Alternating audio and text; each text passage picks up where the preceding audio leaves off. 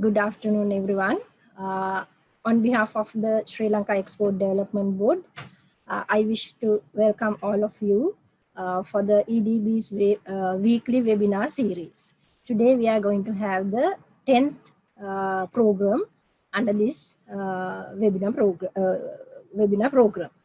So our EDB's objective of organizing this webinar series is to create awareness among the export community and the potential business people on a relevant topic to the export sector. So as you are well aware, we have a very timely topic today. The UK market, you know, there is a Brexit happening. That is, EU is going away, UK is going away from European Union. So this is going to create a lot of changes because UK is Sri Lanka's second largest market with about $1 billion US worth of exports going to UK market, which represents about 8% of Sri Lanka's total exports. So any changes happening to this market access will have a serious impact on Sri Lanka's exports. We are going to discuss this matter today. The topic given is challenges for Sri Lanka's exports with Brexit. As usual, the webinar will be consist of two sessions, two sections. During the first session, our resource person will make a PowerPoint presentation on this topic. It will go until maybe about 30 to 40 minutes. And then we can go move for a second session, that is the Q&A session. Participants can ask questions and get more clarification on the presentation or any other related matters from the resource persons.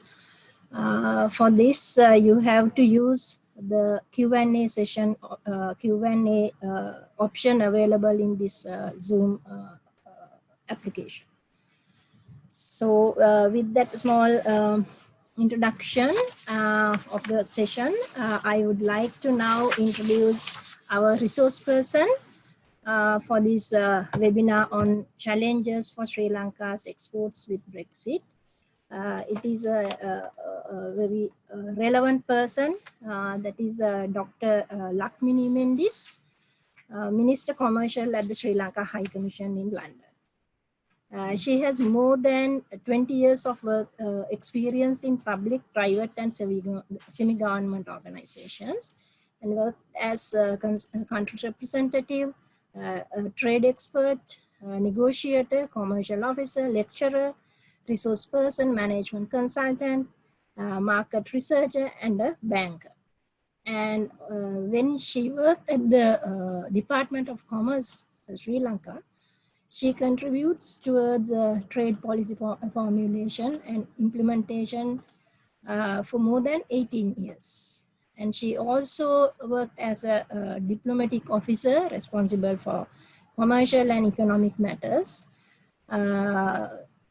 in our Sri Lanka missions overseas, like High Commission in Malaysia and High Commission in London before her current posting in as the Minister Commercial in Sri Lanka Embassy in London. So with that brief introduction, I would like to give floor to Dr. Lakmini to make her presentation. Once she finishes the presentation, we can go for the Q&A session. Over to you, Dr. Lakmini.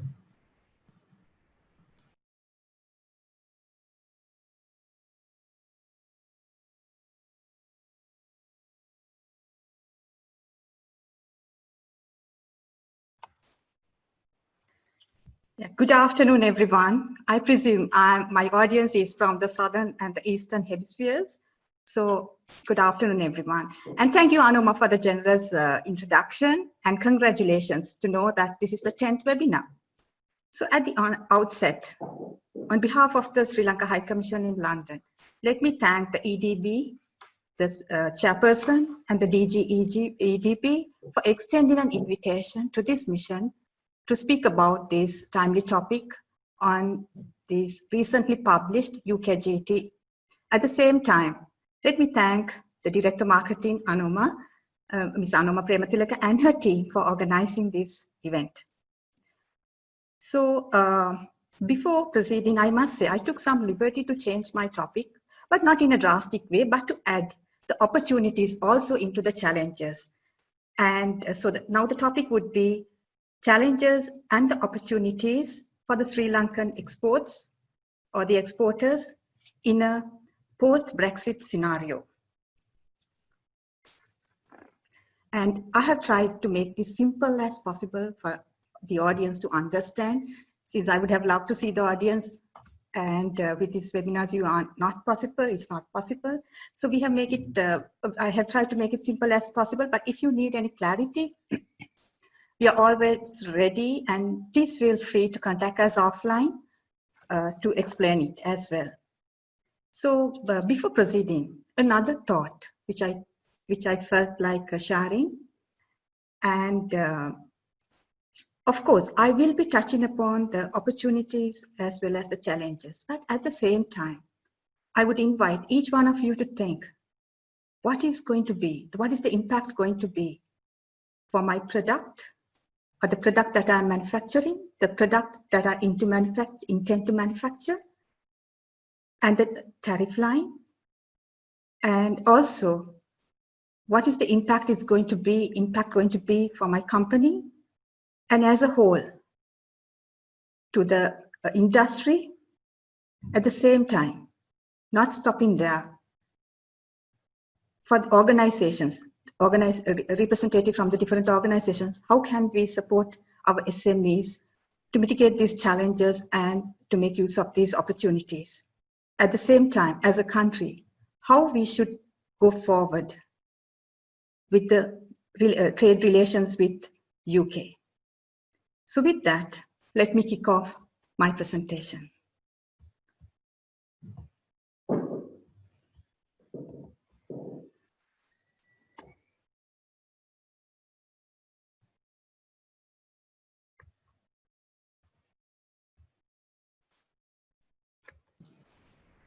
We can see the presentation. You can go ahead, Dr. Lakmini.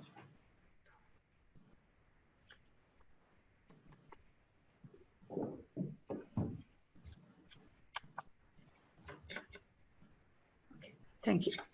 Yeah, so I thought of touching upon like 5 areas.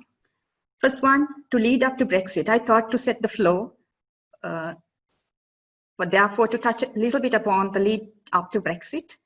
And then we will move on to the Brexit transition period, the period that we are going through. And then we will move on to the post-Brexit, that is the UKGT, the tariff regime. And thereafter, the impact on Sri Lankan exports.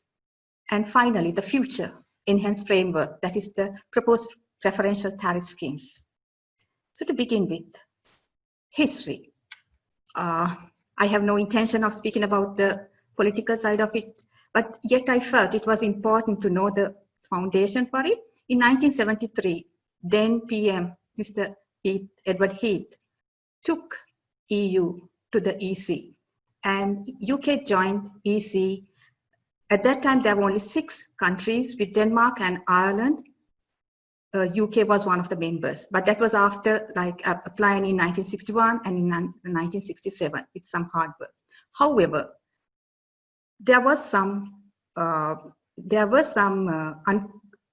discomfort within the Labour Party by 1975, and then they went for a referendum. However, from over 2/3, the UK voted to remain with EC. In 1993, EC became EU. However, by 2013, like after 40 years, there was this EU skepticism arising, and Mr. David Cameron could not escape from that. So, however, the Conservative Party wins the election. Long story short, Ms. Theresa May, then again PM, triggered this Lisbon Treaty of Article 50 Brexit. So finally, with extensions and delays, the current PM, Mr. Boris Johnson, led UK out of EU on the 31st of January. Now where do we stand? From 1st of February 2020, we are the UK is in a transition period. So during this transition period, what is happening? So this transition period started, as I mentioned, on the 1st of February 2020, and it will end on the 31st of December 2020. So during that time, now UK has different objectives.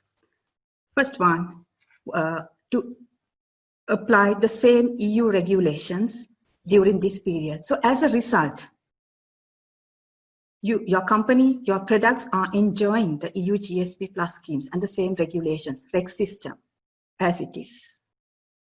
At the same time, that is one, and on the other hand, UK has to develop its own regime, tariff regime, bespoke or the tailor-made MFN regime. For that matter, it's part of their trade policy, and so this UKGT, drafting a UKGT, the regime is one of those objectives. At the same time, FTAs are another, and the preferential scheme is another, likewise. So today our focus is on the UKGT and what are the objectives of developing this UKGT. So the principles behind this are 5 actually, and this is being also stated in the Taxation Act 2018. So these 5 are obviously to secure the interest of the consumers, the producers, and to enhance the productivity, and also to maintain the competition. Yes, I skipped the third one because that is the one. Another objective is to promote the external trade with the trading partners. Saying that, if I have to expand it, it is sort of a balancing the strategic objectives of UK, that is the UK's trade ambitions, then FTA trade agenda, and importantly, the commitment that they have towards the developing countries to reduce poverty through trade. And so during this time, there were many awareness creation sort of seminars among the business community as well. And however, on the 6th of February, the UK authority, that means the UK Department for International Trade, opened this stakeholder consultation process. And where the stakeholders, it could be the general public, it could be the NGOs who have some interest in trade, and as well as the other, the business community, civil society, and international parties. Stakeholders like Sri Lanka could submit their comments and the views. So this particular questionnaire was to be submitted online, and it has 3 parts. The general questions on MFN tariff, then goes to the commodity code lookup and the tariff rate, and thirdly, the UK global tariff principles. So this one is particularly important because it proposed certain changes to the current tariff regime. When I say the current tariff regime is the EU Common External Tariff. So what were the proposed changes? Basically, there are 5 under 3 topics. First one is to simplify the UK tariff. So in that regard, the first proposal was to remove all these nuisance tariff. They define nuisance tariff as whatever the tariff less than 2.5 and to make it 0 or to liberalize it. The second one was to have 3 bands. So, and to have these tariffs to the nearest 2.5 or 5% or 10%. Let me explain that a bit. So if it is between 2.5 and 20 and to an identified product, the current tariff will be reduced to the nearest 2.5.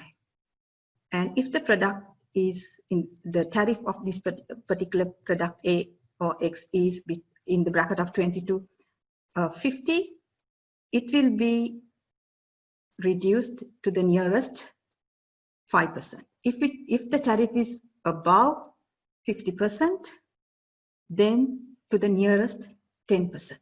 We will have some examples on this. And thirdly, another objective was to simplify the complicated or the complex agricultural tariffs. So these were under the simplification, and at the same time, another proposal was to remove the tariffs on key inputs used in the production of other goods for manufacturing as such, raw material, machinery as such. And also the other, to remove the tariffs where the UK has limited or zero domestic production. That is to give the benefit for the consumers. And how did Sri Lanka react? Yes, Sri Lanka, the Department of Commerce coordinated and had many meetings, consultation meetings, and I know JAF, EDB, trade chambers, associations, and maybe some of your companies would have been part of this. And Sri Lanka submitted online our comments under 8 sectors, I would say. And the responses. So finally, the authority received 1,394 responses, and the interest in different sectors would be, the main interested sector was manufacturing, followed by agriculture and transport.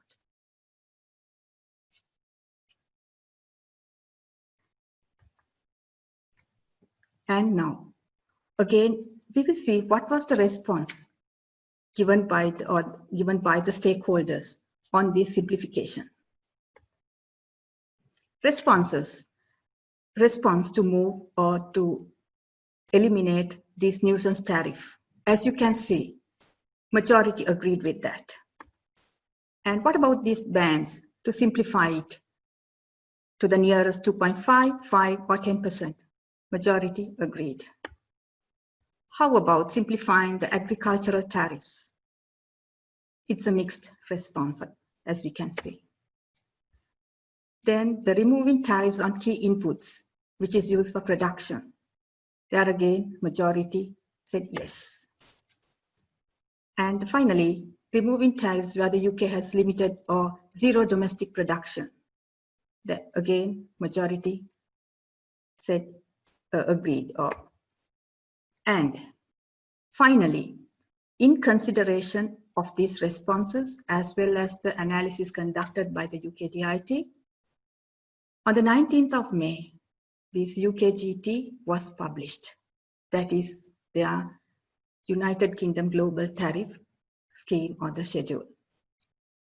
And these can be viewed, and I will be giving you the links as well, where it has 2 reports, the rationale behind these different reductions, the government response as the summary of the responses. And when will this be effective? From the 1st of January 2021. And are there any exemptions to this MFN tariff? Yes, there are. One will be for the developing countries who will be getting this, who will be benefiting from the preferential trade agreements. So they are exempted. At the same time, the countries with UK will have these FTAs. They will be exempted because they will have a different tariffs and relief for tariff suspension operated by the UK.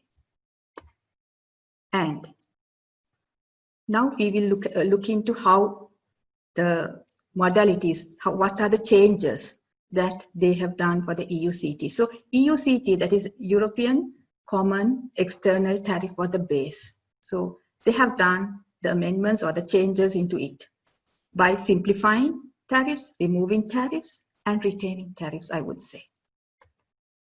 So simplifying tariffs. Although it was proposed that the nuisance tariff or the ban should be 2.5, it was decided later that it should be 2% in consideration of the impact that it could have for the industry.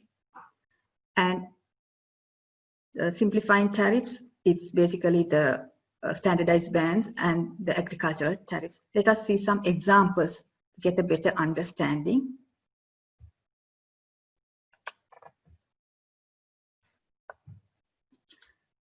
Here again, this is for the bands. The common external tariff is 2.2 and the UKGT is 2%. So it has been simplified to the nearest 2%.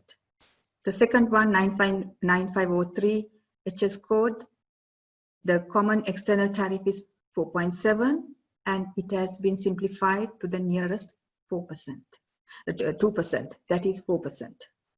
And the third one is under the common external tariff is 33.6 and it belongs to the bracket of 20 to 50%. So therefore, it should be to the nearest 5%. And as a result, the new tariff under UKGT is 30%. Now, shall we look at the agricultural tariffs? Yes. So the intention was to simplify it, simplify the tariff that was already in the EUCT. And as you can see, this is very complicated. And therefore, the UK decided to have, if possible, just one single percentage. So there are specific tariffs, compound tariff, threshold tariffs, as well as seasonal and EPS as well. So for example, if you look at seasonal tariff under the EU tariff scheme, there were like 3, from Jan to May, 8.5, from June to October, 12%. But with the UKGT, it's 8%. So that kind of simplification was done. And now removing tariffs. So that was also important. And removing in the sense, mostly what they did has they liberalized it. So that means they have made it 0. So removing nuisance tariffs. So less than 2%. If the tariff was less than 2%, they removed it. So now it's 0%. Removing tariffs on inputs used in the production of goods. For certain products, they have removed it. And for the zero domestic production, and also interestingly, UK green growth industries, for industries identified as green industries. And the removing tariffs, these are some examples.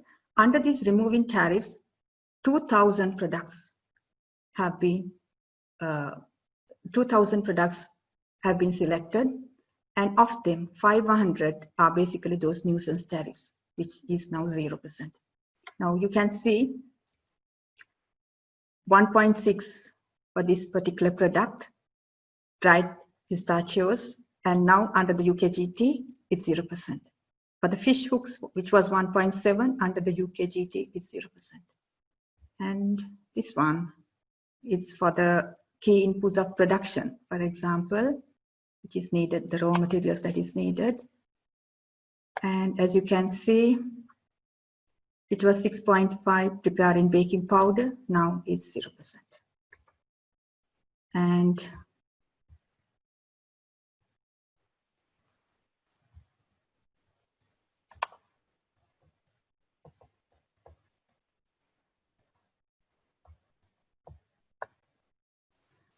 yeah, now with the liberalization of tariff on goods, zero or limited, there again, which was sewing machines and so on, which was 2.7, it's 0%.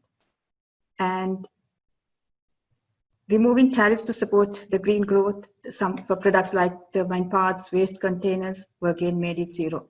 And under the zero or limited production is cotton, bicycle parts were made 0. And now, interestingly, retaining tariffs. How much have they retained? They have retained 5,000 product lines.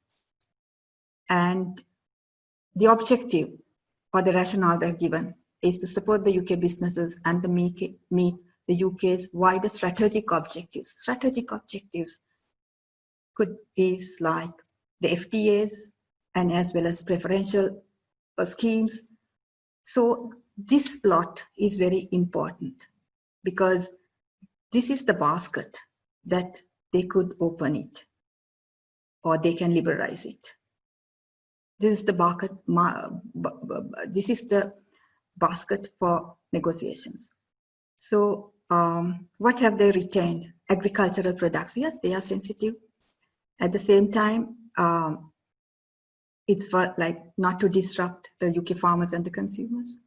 And secondly, for producers, like industries, the domestic industries that they do want to protect, like ceramic, which has a history and a heritage, and they have retained the tariffs. And also to support the developing countries, that is where we get the preference erosion. To protect them from preference erosion, they have retained the tariffs. So these are some rationales among others. And some examples would be to protect the domestic industries. So as you can see, the UK common external tariff is 8%, and the UK tariff is also going to be 8%. And this is the same, this is the same as the applied tariff as well as the bound tariff in the UK WTO GATT schedule.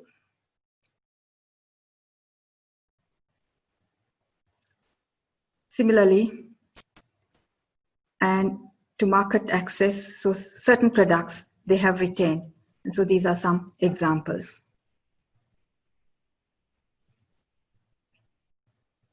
And so, as I mentioned, the rationale was, one of the rationale was the preference erosion. We have also made a lot of presentation about this preference erosion and how it can have an impact on the Sri Lankan exporters. So these have been taken into consideration. And as you can see, I have given some quotes from the report. And it says, with the intention of preserving the UK's commitment towards the developing countries to deepen the trade and to reduce the poverty and to improve prosperity. So in that regard, they have retained certain tariffs for products such as bananas, sugar, textiles, and fish. And also interestingly, they also had mentioned that even though the zero duty could be beneficial for the consumers and the manufacturers, we have not touched it because of the developing countries, because it can have an impact on the developing countries' preferential schemes.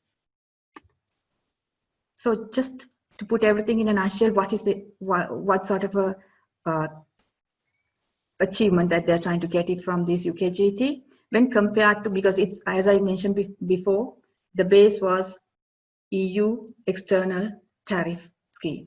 So when you compare to the EU CET, now the UKGT is 47%. Product lines are tariff free. And compared to EU CET, EU CET is 27%. Here it's more liberalized, 47%. And with the preferential access from 1st of January, this percentage will be 60%. And with the FTAs that they're going to sign, the total will be move on to like 87%. And also, what is their objective? And they want to quantify their targets. And nearly, they want to open their market for like 425 billion, is about 58% of their total imports. And another 30 billion for the supply chain, that is the raw material. And 10 billion for the benefit of the consumers. Now, I'm moving on to the impact on Sri Lankan exports to the UK. If we look at the trade figures for like 5 years,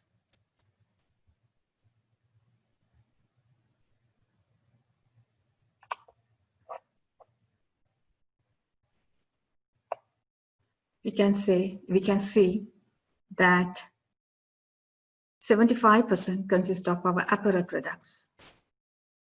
And in 2015, it has been 81%. Yeah, we are getting there, but we have not diversified our export basket. And it was very evident during COVID what happened, where the export figures had a very alarming dip.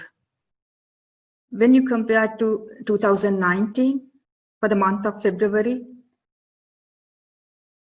the February export figures were like US million 94, and the 2019 it was 87. It was more or less okay. In March it was US million 58, and previous year it had been US million 103. So it's a sharp drop, and it's sharp. It gets sharper in April when it becomes 14.89, whereas in 2019 it had been 69.80. It's a drop of like 80%. And on top of it, I do not have to elaborate which the companies went through. They got their orders cancelled. And also, what happened to their UK buyers? Like companies like Debenham, Oasis, Monsoon, they have gone for administration. And also Marks and Spencer, they're planning to close about 120 stores. And John Lewis notified that they're going to close down 8 branches. And that's about 1,200, 1,300 jobs at stake. And another by Primark. They did not have the appropriate platform to do online sales. But however, now they have started it.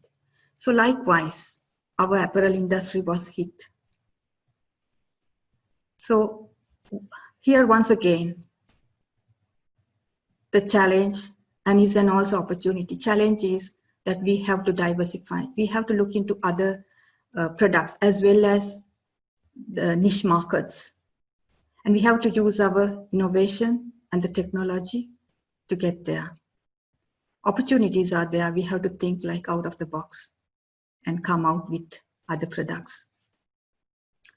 Once again, we have done sort of a little analysis on the main top 200 UK exports from Sri Lanka to UK.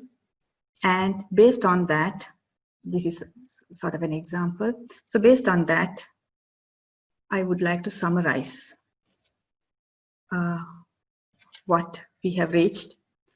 So out of these 200 products, 54 products lines, or the 27% of these 200 was affected.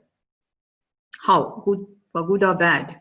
So 45 was being simplified within the range of like 0.3 to 2%. For we have taken like 2 examples. The product which ranks 37, that is the tires, was simplified by 0.5. That is, previously it was 2.5, now it's 2%. And the rank 101, the brooms, again, it was subjected to simplification, and which was 1.70 previously, sorry, which was 3.7 previously, is being simplified by 170.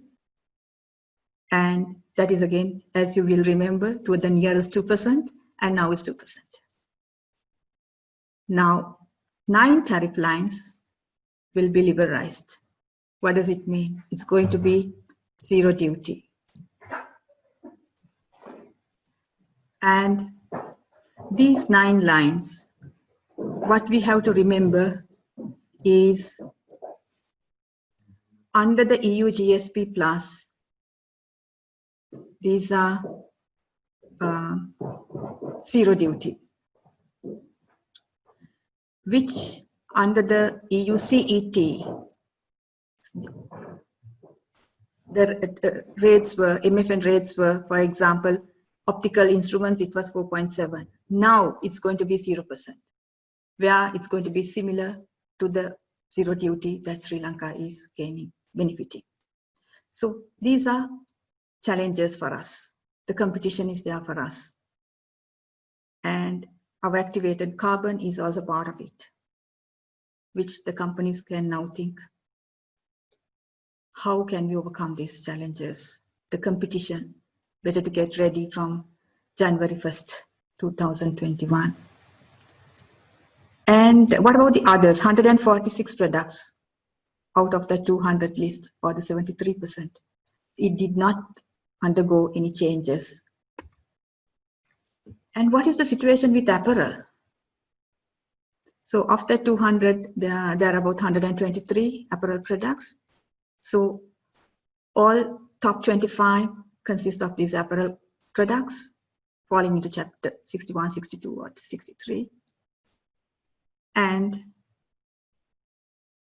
none of these apparel products have been liberalized. So that means no zero duty, it has been retained. Tariff has been retained. Now, when we look at the simplification, only 6 products lines have been simplified. 6 apparel products have been simplified. There is one ranking number 4, women's briefs, and ranking 20, babies' cotton garments, likewise. So among the top 5, there's this women's brief, which is simplified by 0.5. And top 25, among the top 25, there's another one. It's the baby's clothing, which has been simplified again by 0.5. Among the top 50, there are 5 pertaining to apparel and 1 on optical instruments, as you can see. Now, I'm sure you may be wondering how we can find our tariff for our products that we manufacture or what we intend to manufacture. So just let me take you through this, and you can go to the Gov UK website, or let me take you. I hope this link would work. We see. Yeah, it works. Yeah, the link is there, and what you have to do is to type here your HS code. And you see, we could type a HS code for you.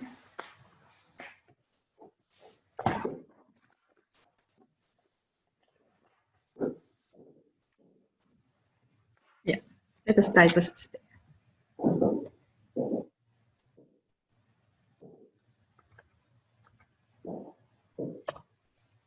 Oops.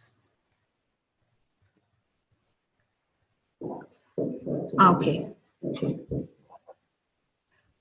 So likewise, you can just type in and get the common external tariff as well as UK global tariff.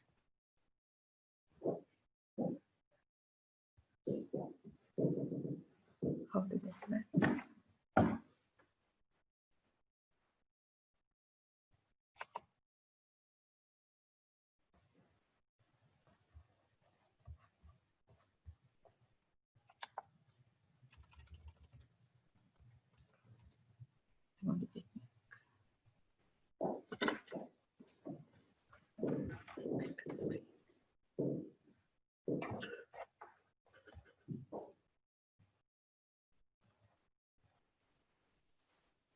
Sorry, we have some problem. Yeah, here we go. No, yeah, thank you. And here we go. So we can go to the website and type your HS code and get an idea. And so this is what you will see.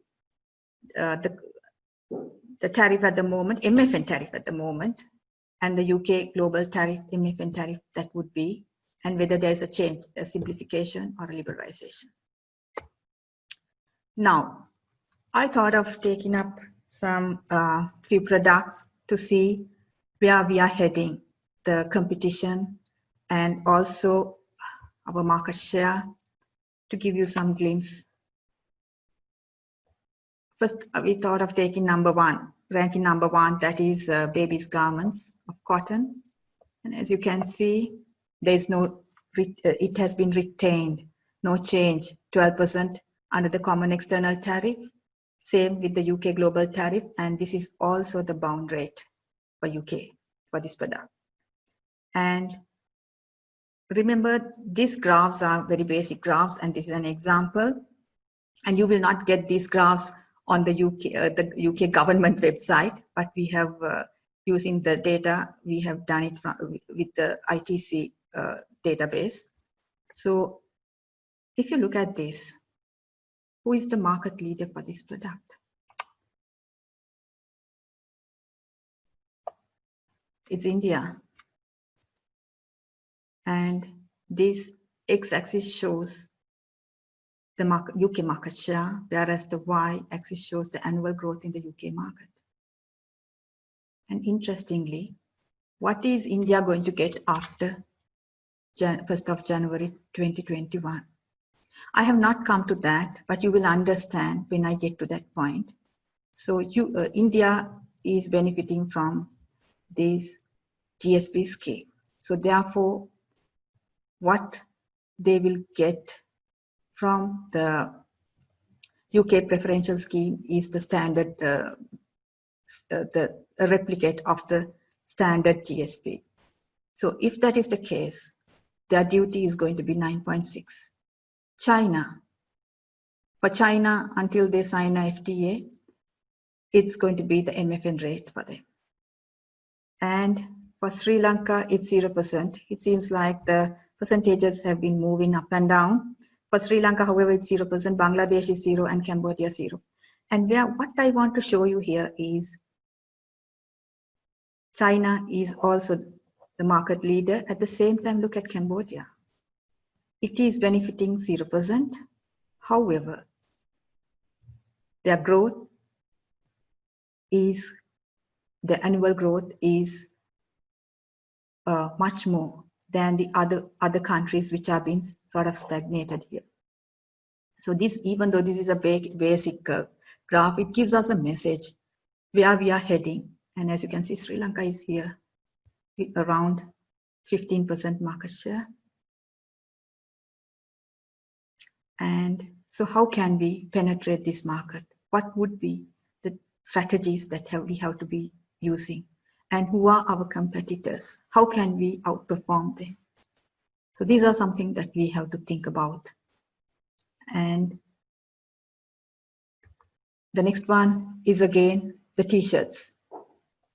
Similarly, the common external tariff is 12 and UK has retained the MFN rate.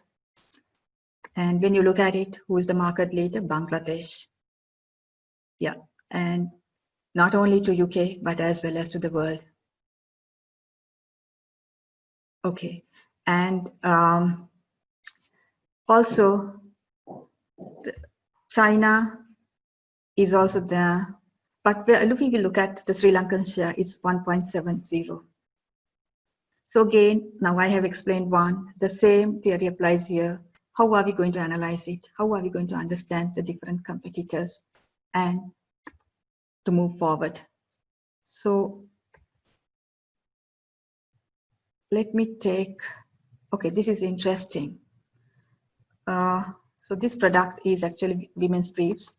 And interestingly, market leader is Bangladesh.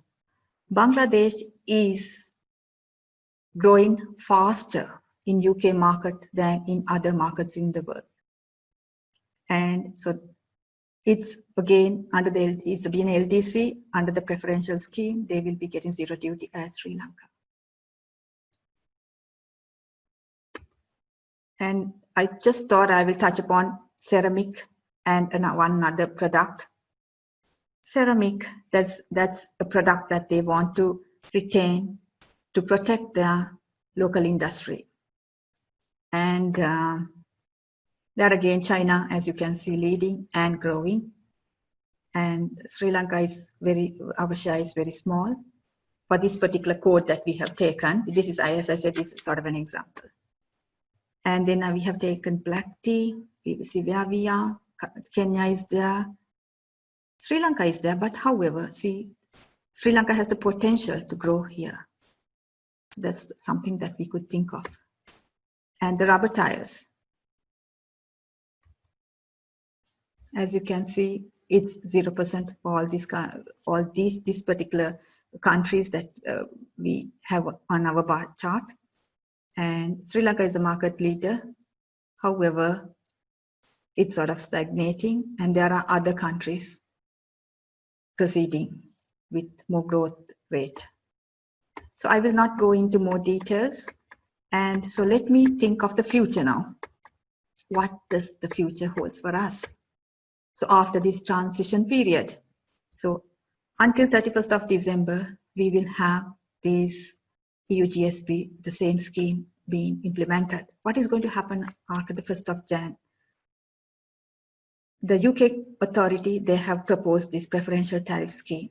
It's a replicate of the same EU GSP plus scheme and the GSP scheme and also everything but arms, but they have labeled it differently, I would say.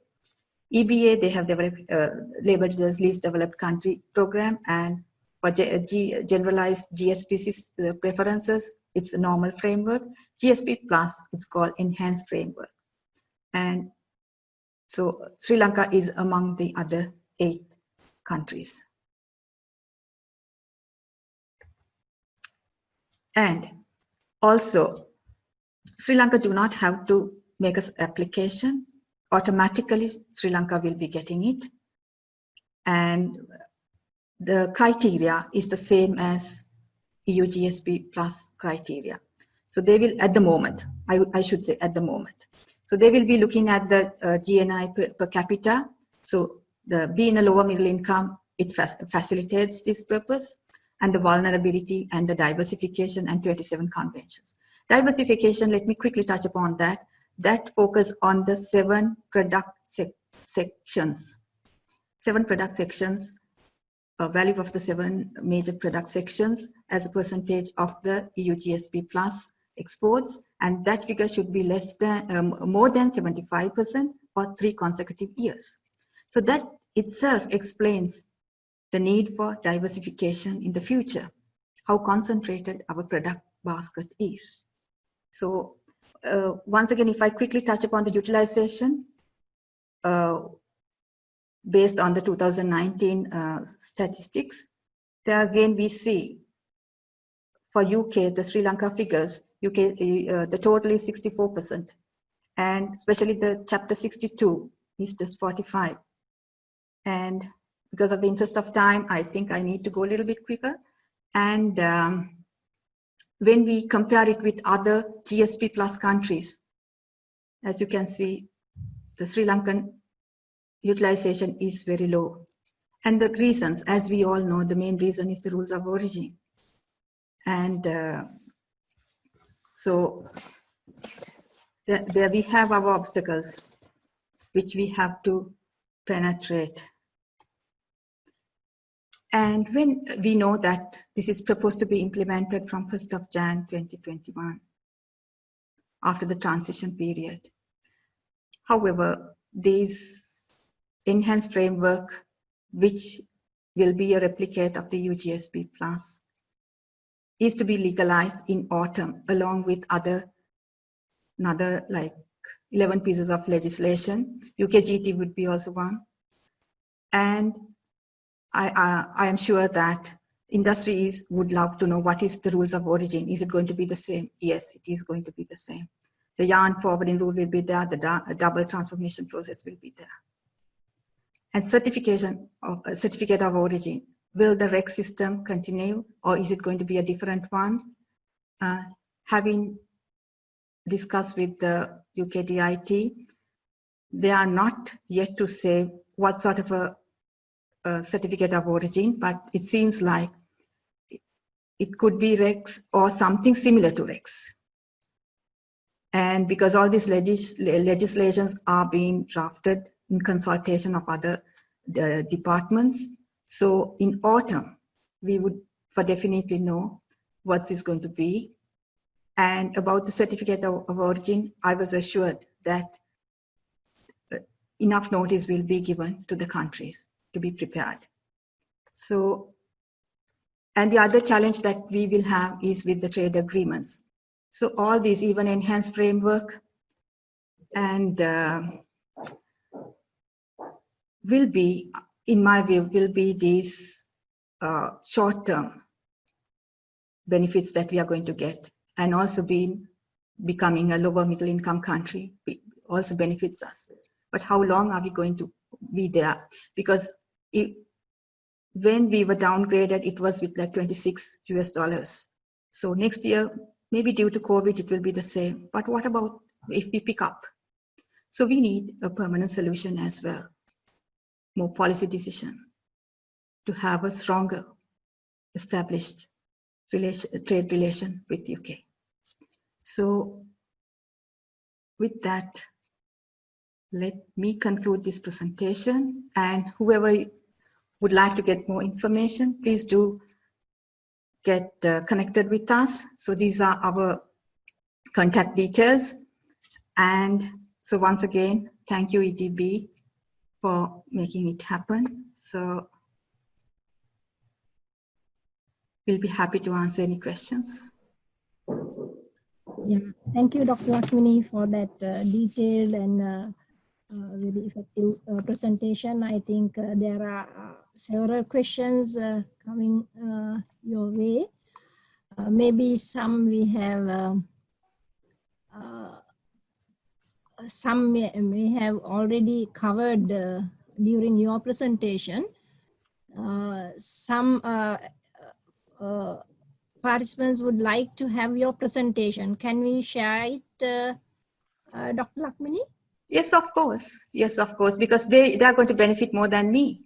They have to know what's going to happen, and don't stop there. Please contact us. If you need more details, we are there to help. Right. And how about, what is your opinion on having a permanent solution, as you said? Do you think it's possible, or what is the possibilities? Yeah, good question, Anuma. We should have a stronger arrangement, and we have already started mooting this idea. But what we can say is, right at the moment, they are more focused on their main trading partners, to have FTAs with their main trading partners. At the moment, there's a lot of struggle going with the EU to have FTA. So likewise, with Australia, they are discussing. US, and likewise, they are more concentrating on their main partners. But we have mooted. From our side, yes, we have shown our interest to make them aware that this is a temporary thing, but we need a better solution. And we do not have any economic cooperation with the UK. So we have to start the dialogue rolling on. We have to start it now to get there soon. Okay. And also, there again, I have to mention that with JAF, we were trying, because the accumulation is a problem for us, for Sri Lanka, because of our fabric supply.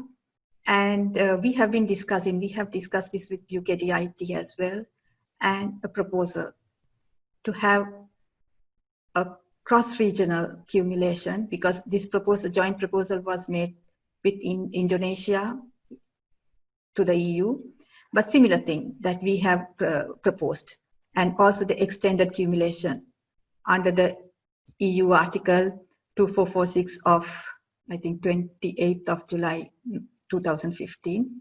So same to be replicated. So discussions are going on to give some sort of a benefit for the apparel industry as well. And I'm being assured that assured in the sense that they are discussing it. Yeah. Right. To get few questions from the participants, maybe you have covered several products, but some companies would like to know what is the impact on tea, spices and agriculture exports from Brexit? Yeah, from Brexit. Yes, now for tea, I think I covered, we have to have a look at the HS code for that, and then we can see the MFN rate. At the same time, we are yet to see the enhanced framework. What are the products they are going to cover? They say it's going to be a replicate of EU GSP+. At the same time, it's not only the tariff, but we have the competition. So we have to be, I think, in my view, we have to be constructive and innovative to get hold of these niche markets and to get there. And we need the support from different organizations. Sometimes what is lacking is the marketing. Sometimes we have exporters, but they can't supply that capacity. So likewise, that has to be developed. It's not only the tariff, but there are other areas that we need to be developing. So it's not just I think it should be sort of a team effort, or we have to look at it in a very holistic manner, and also along with the strategy for the country. What are the products that we want to promote, and along with that, aligned to that, we have to help and get them there, and also to think out of the box, not only the traditional products, and also the value-added products. And recently there was an inquiry for pet products. So that pet market is a huge market here. Why not pick up it along with our other products that we export? So likewise, we are getting interesting inquiries at times, so which we are working closely with the EDB. And so we have to go this journey together. Right. Going forward from your answer, I have picked up now. You said this enhanced framework. Yeah. So it is. So is there a possibility of? You said it's a replication of the GSP plus, but is there an opportunity to get more products into it, and how? What is the way forward? What is your idea on it? Yeah. So like few days ago, I had a meeting with the team, and what they told me was, actually I asked them, with the COVID, what is going to be the situation? Because UKGT was published before COVID, and the stakeholder consultations was conducted before COVID. So is it going to be changed? So what they told me was it's going to be a replicate of EU GSP. However, when it will be known is in autumn. And so even the regulations, everything we will know in autumn. But I asked them whether there's going to be any surprises. So they said, not really. And so basically at the beginning, it will be something close to EU GSP plus, but afterwards they indicated that even the criteria, they will review it to have something. Now, even the UKGT is sort of tailor-made and bespoke for their needs of their economy. As we saw that 27% tariff lines were duty-free under the EU common external tariff, but here it's 47%. Likewise, they are trying to make it something more unique to them. So the same way, these preferential agreements will be also the same. So that there again, these criteria may be liberalized, hopefully. So we have to move forward with more stronger arrangements with our trading partners, because UK is our second largest market. Yeah. Okay. Some more questions on apparel. We have very limited time, but I would like, because it is the main product for the market. So in related to apparel, can we still bring fabric from SAARC region? Yes. The same regional accumulation will be there. That's what they told me. Okay. We were trying to have this outside the SAARC region for fabric, for example, to import from Indonesia or Korea. So do you think that will be okay for this new system? Yeah, we have proposed. We have proposed. Only thing is, with Indonesia, there was a joint proposal, as I told you, under the article, I think 55 of EU Article 2446. And from the EU side, it has not moved. However, we have proposed it to the UK authority, and even with South Korea, extended accumulation. So, I mean, I'm not in a position to say whether it will happen, but we have, I mean, we are really following up. We have given the proposals, we are following up, and they have said we are looking at it. Okay. Because they have to speak to other, because they are also in the process of having their own FTAs and securing their interest as well. So, and at the moment, they are focusing more on the EU, having this FTA with the EU, the trade negotiations. So they are looking into it. We have done our part. We have given the proposals and we are following up. I think we can get, since there are a lot of questions, maybe we can get few more minutes of your time for few questions. This is from the services side. Let me say, it seems there is no market for IT in UK. Is it correct? Any opportunity for same? What is your Oh, opinion on that? I think there is. I think there is. And also, we are proposing. We had this investment seminar with the London Stock Exchange on the 9th of October last year. So similar one, we are going to have as a webinar in October. And we are discussing this with SLASCOM and BOI. There are opportunities. We know a company who came for that, and I can't tell the name. However, they have like started a dialogue with, I should say, some main retailers for their software products. And there is a market, and we have to tap it. And I think the EDB also sent us a proposal with the different sectors and so on. But here, right at the moment, is we have not really come out of a lockdown. And 9 million people are furloughed. And so sometimes when you pick the phone and call them, they will say, I'm furloughed. So that means they do not have that role and the responsibility for their company. And they are also uncertain whether they will get the job or not. So in that scenario, somehow we are pushing, trying to get connected with companies. But for IT, definitely there is. Okay. There are a lot of questions regarding these PPE and medical products. Yes. Potential and what is the any benefit, tariff benefits out of this new system? Yeah. What happened was when we touched the dip in April, our companies were looking at other alternatives. Yes, that's what we should be doing. And the main buyer here was NHS. So we tried to connect them, our companies with them. And actually we introduced about 38 companies. What happened was our companies, for our companies, PP, most of the companies, PP was a new product and they had to have the certification. NH was very strict with the certification. And it's a process of getting it. You can't get it overnight. So within the process, only few companies could go along. And now they have stopped procuring. But what they say is our companies are sort of registered suppliers. And what they say is if there's a demand in the future, they will consider.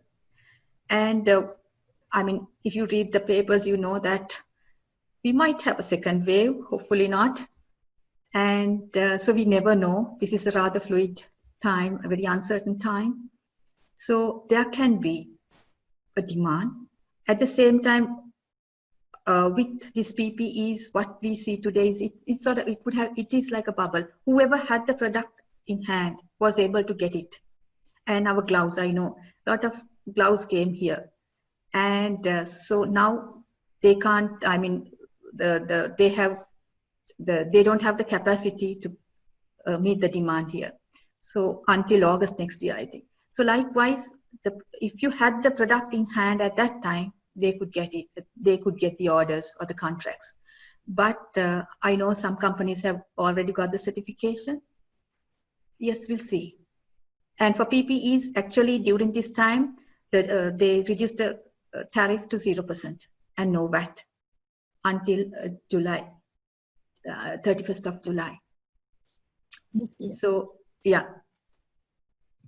So a lot of questions on certifications as well, with the former certification like EN certification, the standards, it will be applicable for UK after this Brexit as well, or there are any other certifications too?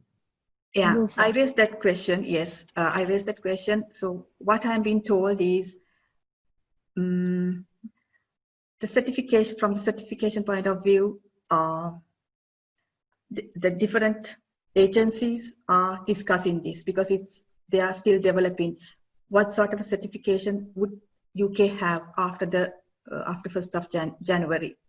So what we will definitely know is in autumn what these certifications or the specifications would be. So it seems like it will be quite similar to EU or the same. However, what they told me was just wait a bit, and maybe that we should have another webinar to discuss it in like a month or so. Then we will have more clarity to share with the industry. All right. There are a lot of product-related information to get the tariffs and all those things. I think you can't reply offhand. You have to go and check it. So just one last question. What kind of help or any benefit provide to Sri Lankan exporters based in UK if we contact Sri Lankan High Commission? Maybe you can say for Sri Lanka or in UK, what you can support, how you can support to generalize the question for the benefit of all the companies. Yeah, how we can support, what support we can extend. Yeah. So there are different ways that we can support, and here our role is to promote along with the other related organizations. So what we do is just write to us. We will try to find you buyers. And when I say write to us, be specific and be strong enough and be confident enough that you can supply. And also what we can do is, what we do normally is, we try to, from our databases, we contact these buyers, these companies, and to see how we can do this matchmaking. And also the fairs, the trade exhibitions is one way that we help them to come and exhibit their products. And also market intelligence. Yes, we would love to share with them whatever, I mean, the information they want. If they want to check a company, yes, we could do that as well. And also like the seminars and other promotional events we organize where we can display their products and create some awareness as well. And trade delegations, right? And we are planning sort of a fintech delegation next year. And we were to have another trade delegation in April and another logistic delegation through EDB. I think it was in July. So we had to postpone all that because of COVID. So these are some few things that we can do. And what we will say is try to communicate with us, connect with us, and we will see, I mean, whatever the way we can, we are definitely there to help. Okay, thank you very much, Dr. Lakmini. So it is about the time to conclude the session. So we can get your presentation by email, so we can share it with Yes. our companies. Yeah. And there are some questions unanswered, so maybe they can send it to you direct, or we also can share it. So thank you very much for very informative and timely, and that information is very useful. I think for the companies, they can see this recording of this session through our EDB Facebook and page, and also YouTube channel. For the attendees also, I would like to say thank you. There were a lot of interest from them. Maybe we can have, as you suggested, we can have the second webinar to get more details based on their questions. So with that, I will end this presentation. Thank you very much. Have a pleasant evening. Thank you. Thank you, Anoma. Thank you so much. Just, I wish to thank all the participants, and I hope that this would have been beneficial for them and informative for them.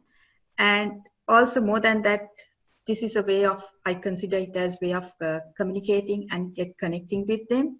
At the same time, I think I should thank my little team, Mr. Senator Samaravida, our Second Secretary Commercial, and Ms. Claudia for their contribution, and EDB once again for organizing this. And so thank you everyone, and please stay safe. Thank you very much.